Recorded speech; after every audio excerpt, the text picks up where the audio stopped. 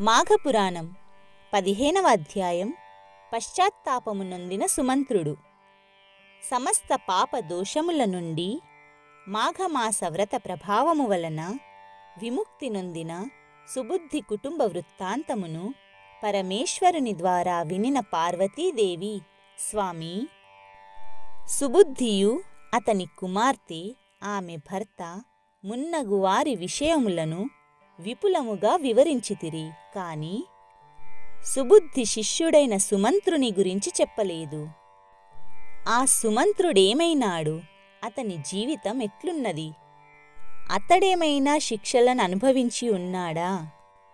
మున్నగు విషయములను కూడా వివరించి నన్ను కృతార్థురాలిని చేయండి అని కోరింది.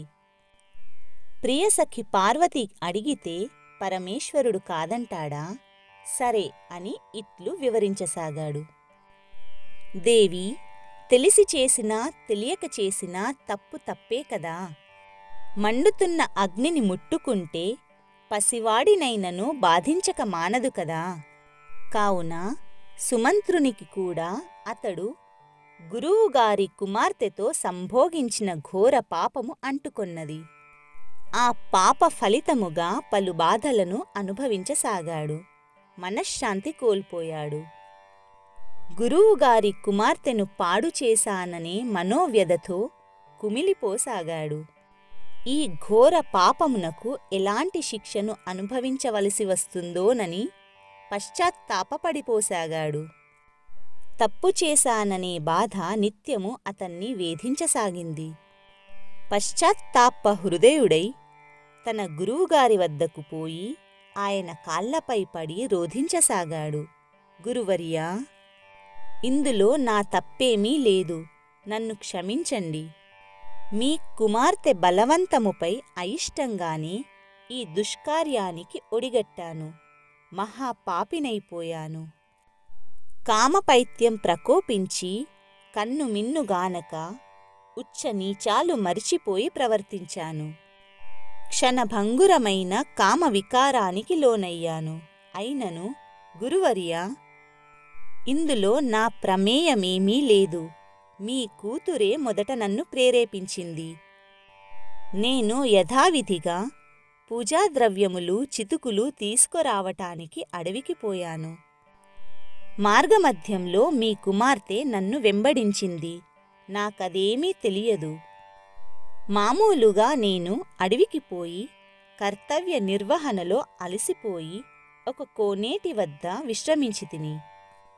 సేద తీరుతున్న నా వద్దకు మీ కుమార్తె మెల్లమెల్లగా చేరి తన వలపు మాటలతో వశపరుచుకుంది. ఆమె కామవాంఛను విన్న నేను మొదట నిర్ఘాంతపోయాను. వలదని వారించాను. ఎంతగానో నచ్చచెప్ప ప్రయత్నించాను. నా ప్రయత్నాలన్నీ వృధా అయినాయి. నన్ను బలవంతం పెట్టినది. గురువుగారి పుత్రికవి వద్దని వారించినా నన్ను బెదిరించింది. నీవు నాతో కామక్రీడ సలుపనిచో ఆత్మత్యాగం చేస్తానని భయపెట్టింది. భయంతో కంపించిపోయాను. అప్పుడు నేను కాదన్నచో ఆమె ప్రాణత్యాగం చేసుకోవడం తథ్యం. తద్వారా గురువుగారి కుమార్తెను హతమార్చాడనే అపవాదు రావడం కూడా జరుగుతుంది. మీరప్పుడు నన్ను దండించక మానరనుకున్నాను. ఏం చెయ్యాలో తెలియని అయోమయ స్థితి. ముందు నుయ్యి వెనుక గొయ్యిగా మారింది నా పరిస్థితి. ఆమె బలవంతము, కామవికార చేష్టలు నన్ను ఉక్కిరిబిక్కిరి చేస్తుండగా తప్పని పరిస్థితిలో కాదనలేక ఆ దుష్కార్యానికి ఒడిగట్టాను. కావున గురువర్యా, నన్ను క్షమించి నాకీ ఘోర పాపం నుండి విముక్తి కలుగు తరుణోపాయమేదైనా ఉంటే చెప్పండని బ్రతిమాలాడు. సుమంత్రుని పశ్చాత్తాపము గురువైన సుబుద్ధి హృదయాన్ని కదిలించివేసింది. శిష్యుణ్ణి ఓదార్చాడు. బాధపడకు సుమంత్రా, ఇదంతా విధిలిఖితం. విధి రాతను ఉల్లంఘించటం ఎవరితరమూ కాదు. జరిగేది జరుగక మానదు. మనకెట్లా రాసిపెట్టి ఉందో అట్లే జరుగుతుంది. పశ్చాత్తాపానికి మించిన ప్రాయశ్చిత్తమేమీ లేదు. నీవు పాపరహితుడవయ్యే మార్గముంది విను. గంగానదీ తీరమునకు పోయి ఒక పుష్కరం అంటే 12 సంవత్సరాల పాటు శ్రీ మహావిష్ణువును ధ్యానిస్తూ తపస్సు చేసుకో. ఆ తప ప్రభావము వలన నీ పాపములన్నీయూ పటాపంచలు కాగలవు. నీవు పాప విముక్తుడు అవుతావు అని శిష్యునికి తపోమార్గాన్ని ఉపదేశించాడు. ధన్యోస్మి గురుదేవా, ధన్యోస్మి. మీ క్షమాభిక్షతో కృతార్థుడనయ్యాను. మీ ఆజ్ఞ ప్రకారం నేనిప్పుడే పోయి తపస్సు చేసుకుంటాను, సెలవిప్పించండి అంటూ గురువుగారి పాదాలకు సాష్టాంగ నమస్కారము చేసి ఆశీస్సులు పొంది గంగానదీ తీరానికి ప్రయాణమయ్యాడు. మార్గమధ్యమున గల అడవి ప్రాంతమంతా కొండలు, గుట్టలు, సెలయేళ్లతోనూ పచ్చపచ్చని చెట్లతో, రంగురంగుల రమణీయమైన పుష్పజాతులతో నిండియుండి కన్నులకు కనువిందు చేస్తున్నది. ప్రకృతి సౌందర్యం పరవశింపచేయసాగింది. క్రూర మృగములు, సాధు జంతువులు కలిసి ఐకమత్యంతో మెలగసాగాయి. విరోధ జంతువులైన నెమళ్ళు, పాములు విచ్చలవిడిగా విహరించుచున్నవి. పరస్పర వైరుధ్యము కలిగిన పలు జంతువులు సఖ్యంగా సంచరించసాగాయి. ఆ ప్రాంతమంతా అరమరికలు లేని అహింసా ప్రవృత్తితో ఆశ్చర్యము నొందింపసాగింది. సుమంత్రుడు ఆ ప్రాంతమందు విశ్రమించదలచి ఒక వటవృక్ష ఛాయను చేరాడు. నరసంచారమేమైనా ఉన్నదేమో అని నలుదిక్కులా పరికించి చూశాడు. కనుచూపు మేరలో అతనికొక ఆశ్రమం కనిపించింది. వెంటనే ఆశ్రమం వద్దకు పోయి తొంగి చూశాడు. ఆశ్రమంలో కొంతమంది స్త్రీ పురుషులు కాషాయాంబరధారులై రుద్రాక్షమాలలు త్రిప్పుచూ శ్రీమన్నారాయణుణ్ణి ఫలపుష్ప నైవేద్యాలతో అర్చించుతున్నారు. మాఘపురాణాన్ని పఠిస్తున్నారు. శ్రీహరికి పూజలు చేస్తూ అక్షింతలు చల్లుతున్నారు. అత్యంత భక్తి శ్రద్ధలతో శ్రీహరి కీర్తనలు, భజనలు గావిస్తున్నారు. నమో నారాయణ అంటూ కేకలు వేస్తున్నారు. భక్తి శ్రద్ధలతో పరువశించిపోతున్న ఆ శ్రీహరి భక్తులను చూస్తూ సుమంత్రుడు కూడా భక్తి పారవశ్యంతో ఊగిపోసాగాడు. పూజానంతరం ప్రసాదం పంచిపెడుతుండగా సుమంత్రుడు, అయ్యా, మీరు ఆచరించుచున్న వ్రతమేంటి? తద్వారా లభించు ఫలమేమిటి? ఈ వ్రత మహాత్మ్యము వలన పాపులు పాపరహితులు కాగలరా? నా సందేహములను తీర్చి పుణ్యం కట్టుకోండి అని వినయపూర్వకంగా ఆ భక్తులనడిగాడు. సంకటములచే సతమతమవుతున్న సుమంత్రుని అభ్యర్థనను అంగీకరించి మనుజులను పాపరహితులుగా చేయు మాఘమాస వ్రతమును వివరించుటకు వారు ఒక మునిసత్తమును నియమించారు. ఆ మునికుమారుడు సుమంత్రునికి ఇట్లు మాఘమాస వ్రత మహిమను వివరించసాగాడు. ఓ శిష్యా, మేమింతవరకు చేసినది మాఘమాస వ్రత పూజ. ఇది శ్రీ మహావిష్ణువుకు సంబంధించినది. దీనిని మాఘమాసములోనే ఆచరింపవలెను. ఈ మాఘమాస వ్రతమును ఆచరించుట వలన ఎంతటి పాపిష్ఠుడైనను తన పాపముల నుండి విముక్తుడవుతాడు. ఘోరాతి ఘోర పాపములన్నీయు ఈ మాఘమాస వ్రతము వలన నశించిపోతాయి. శ్రీహరికి ప్రీతిపాత్రమగు ఈ మాఘమాస వ్రతము వలన సర్వ పాపములు హరించుకుపోతాయి. ఈ మాఘమాస వ్రతమునకు అంతటి మహోన్నతమైన దివ్యమైన మహిమ ఉంది. ఇది జాతి, మత, కులములకన్నింటికీ అతీతమైనది. సర్వులు ఆచరించదగినది. ఎటొచ్చి భక్తి శ్రద్ధలు, నియమనిష్టలు, భగవంతునిపై ధ్యాస, పారమార్థిక సేవలే ముఖ్యం. అన్నింటికంటే ముఖ్యమైనది భగవంతునిపై నుండు భక్తి మాత్రమే. భక్తి మార్గమే మానవులు తరించుటకు సులభ మార్గము. మాఘమాసములో సూర్యుడు మకర రాశిలో ఉండగా సూర్యోదయ సమయమున ఏదైనా నది యందు నదీ స్నానము చేయాలి. దీనినే మాఘస్నానమంటారు. ఈ స్నానము వలన శ్రీహరి కృపకు పాత్రులవుతారు.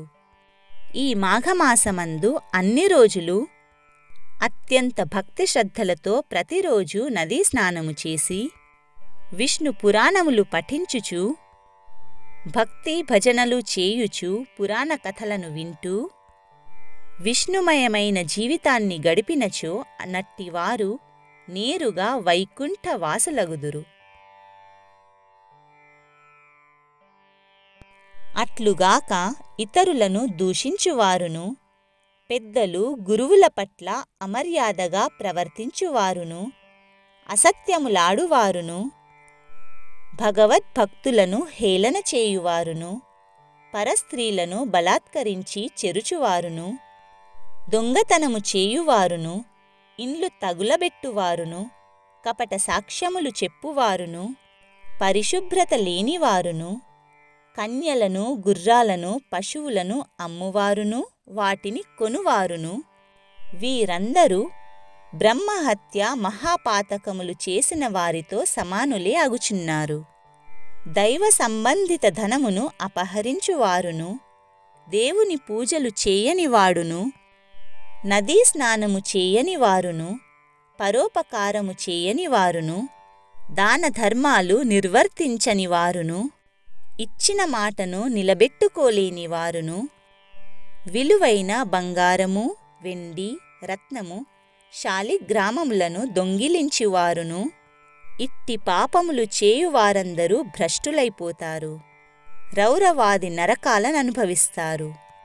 వ్యభిచారులు, చోరులు, బలవంతంగా వేశ్యాకులమందు త్రోయువారును, సోదరుల భార్యలతోనూ గురువుల భార్యలతోనూ స్నేహితుల భార్యలతోనూ రమించువారును, జారస్త్రీలును, తమకన్నా పెద్ద వయస్సు గల స్త్రీలతో రమించువారును, దగాకోరులు, హంతకులు, జీవహింస చేయువారును, పేదలను హింసించువారును, కఠినాత్ములు, పరుషవాక్యములతో నిందించువారును, దోపిడీలు చేయువారును వీరందరూ మహాపాపులవుతారు.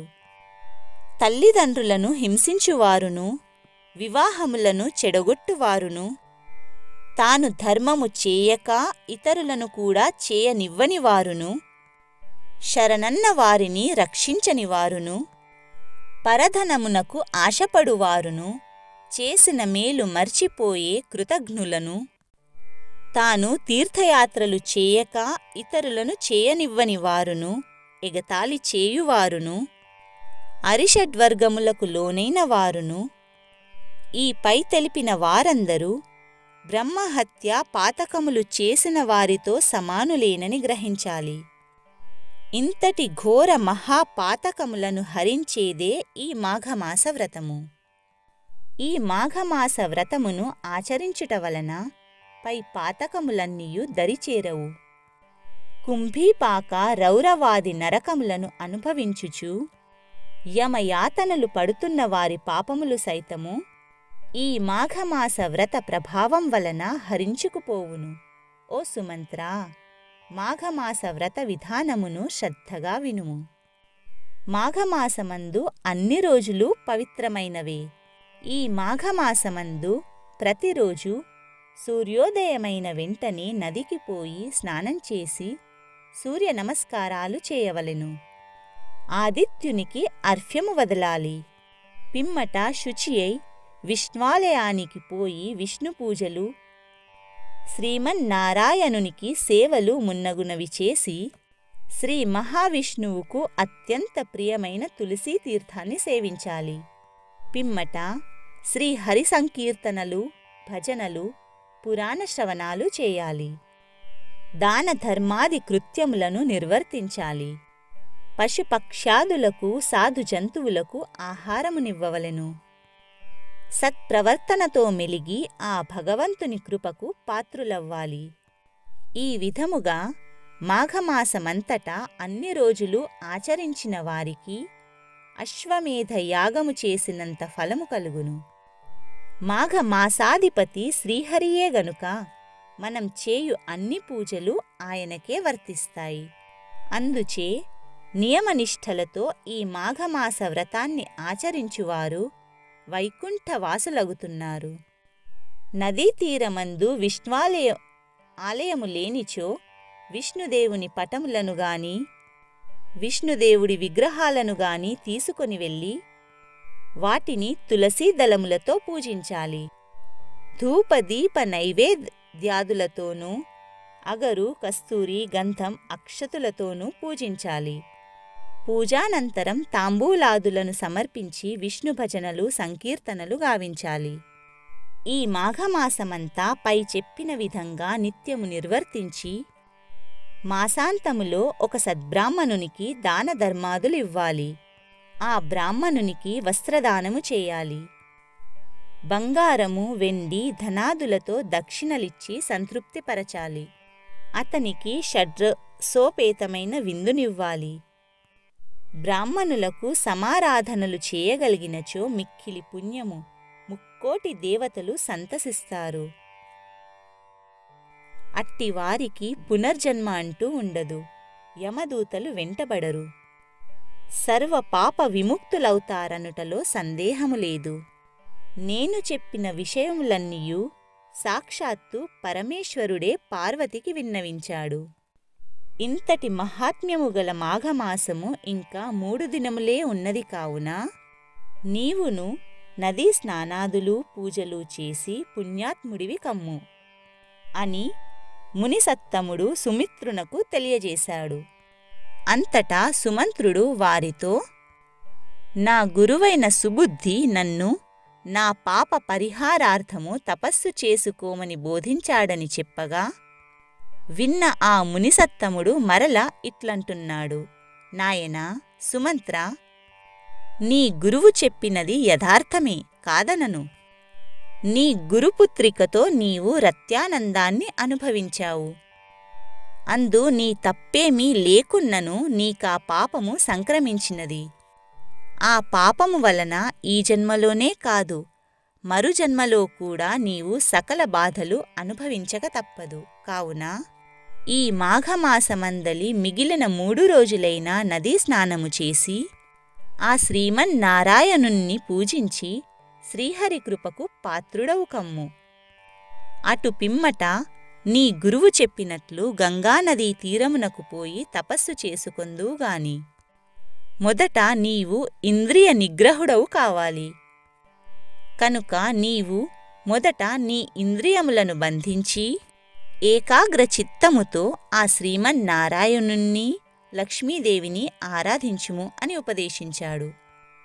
సుమంత్రుడు మునిసత్తముడు చెప్పినట్లే ఆ 3 దినములు అచ్చటనేయుండి మాఘస్నానములు చేసి నదీ తీరమందు శ్రీ మహావిష్ణువును పూజించి భజనలందు పాల్గొని అటుపిమ్మటనే ఆశ్రమవాసులకు అభివాదము చేసి వారి వద్ద నుండి సెలవు తీసుకొని తన గురువాజ్ఞ ప్రకారం తపస్సు చేసుకొనుటకై గంగానది తీరమునకు పోయెను.